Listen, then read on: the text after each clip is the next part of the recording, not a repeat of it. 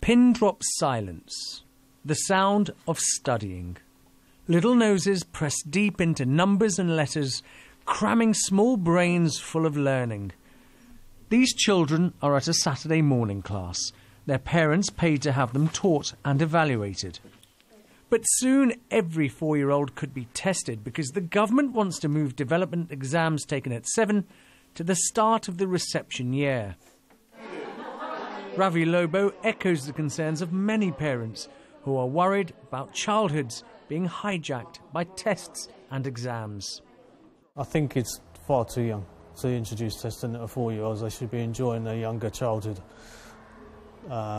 We've got enough testing, 7+, 11+. I don't see the reason of putting pressure on a child that early.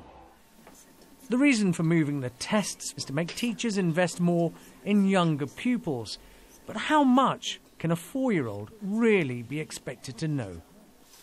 One of the biggest concerns expressed by teachers and parents for testing children at 4 is the huge range of ability within that 1 year. You see, children who are born in the autumn are far more intellectually advanced than children who are born later in the summer.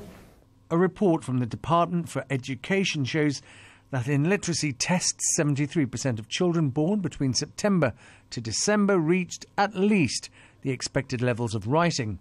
The number drops to 51% for children born later. Similar figures were displayed in numeracy tests, where 78% of children born in winter attained expected levels, whereas just 58% of their younger peers achieved similar levels. There is still a debate out as to when it's acceptable to start testing children. Some would argue that 7 is perhaps even too young. We don't want to put too much pressure on our children too soon, so perhaps 9 is the perfect age to start testing children. But not all educationalists think it's a bad idea. Testing early will help teachers to identify areas of weakness that need to be addressed. The truth is, kids are coming to school from all sorts of backgrounds, and so at the very least, if schools have a better understanding of that starting point, then it might be easier for the early years and key stage 1 of a school to actually help the children progress at different levels. Different types of tests are being considered. Head teachers will have the final say in which ones best suit their schools.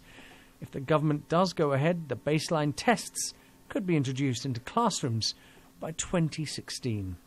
Ashish Joshi, Sky News.